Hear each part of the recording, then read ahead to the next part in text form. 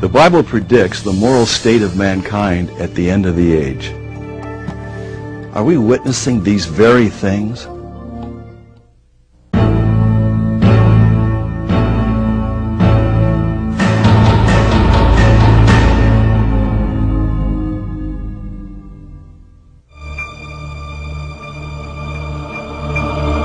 Jesus said in Matthew 24, verses 4 and 5, that in the last days many would come in his name, proclaiming that they were the Christ, and would deceive many.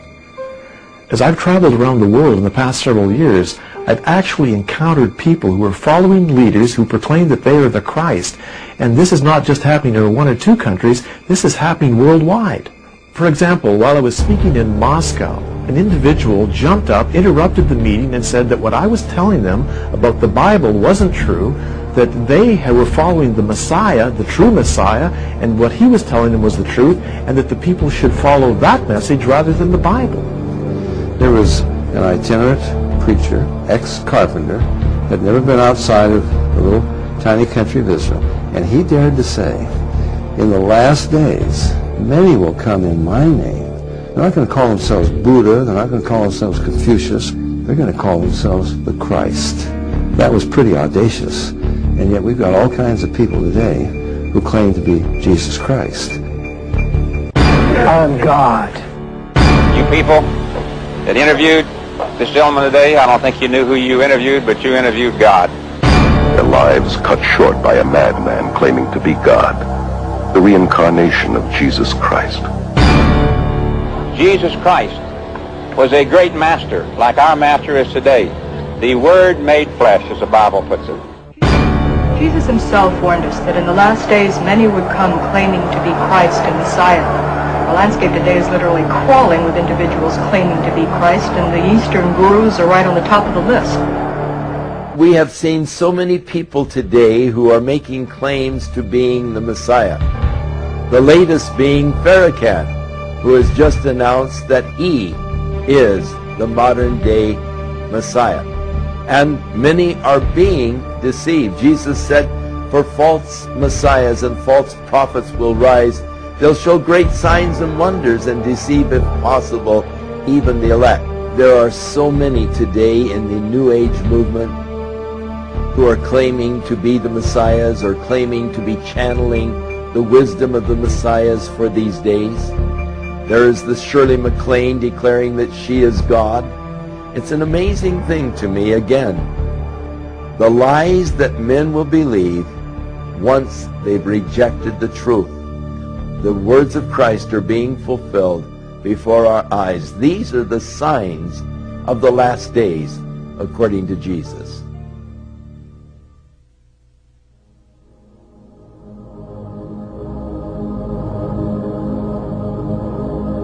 Over the past several decades, I have been following the pattern in society today where people are incredibly interested in the metaphysical, mystical, occultic dimension.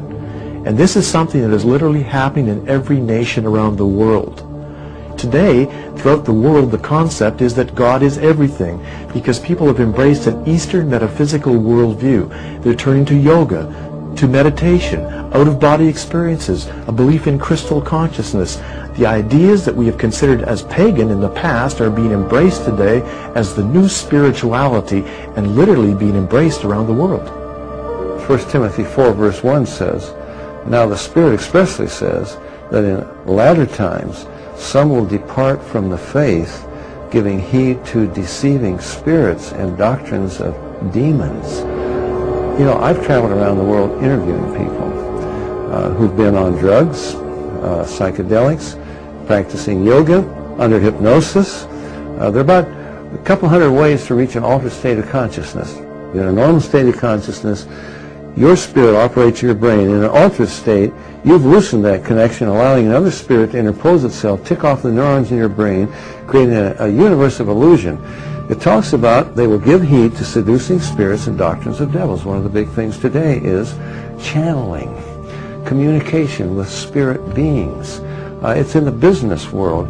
And as I said, I've traveled around the world interviewing people, and I can tell you this, there is a commonality of the information that comes to them. They all get the same revelation from these spirit entities. Paul talked about the doctrines of demons, 1 Timothy chapter 4, verse 1, that would be involved in a deception which would also occur in the name of Christianity. He talked about many people that would lead people astray, and this was what we see taking place. One of the greatest deceptions that is occurring in our time is happening in the name of Christianity, as people are embracing a form of Christianity based on extra-biblical experiences.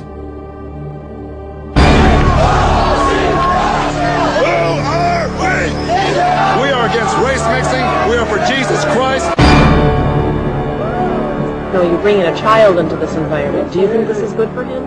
I know this is good for him. You know, the Bible says bring that child up in the way it should go. This is the way. There was something else completely controlling my body. All kinds of strange things are happening in the name of Christianity. We see the rise of satanic worship, of the satanic cults. We hear it with the musicians. We see it invading the culture of the youth today. And we see the young people doing such horrible things, unthinkable things, because they are being drawn into these satanic cults.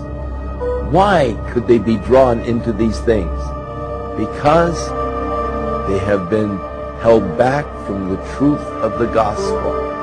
Because their parents haven't shared with them what God's truth is. We have an epidemic of young people participating in some strata of Satanism. I would take a portion of the blood or the body and drink it or eat it. All religions are coming around to Satanism. We're in the very throes of a new satanic age. The evidence is all around us. All we have to do is look at it. Shemham Farah. Shemham Farah. Hail Satan. There is this fascination for the occult because they do not have the truth of God in their heart. Never before have we seen such an explosion of fortune-telling, hypnotism, psychics, magicians, and Dungeons and Dragons, and these kinds of things that we see in our world today. And I've tried a few different things, witchcraft and Krishna and stuff like that. I'm free and open, but I believe, like Rob, that gods were just invented to help give you a reason why to live, because you don't know the answers why you're here. I think we are totally becoming more tolerant.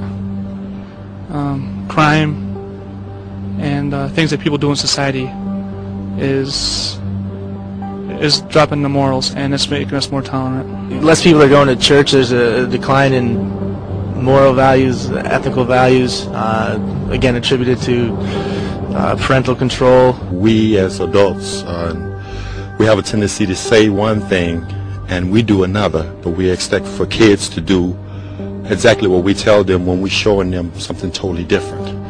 Other words, do as I say and not as I do.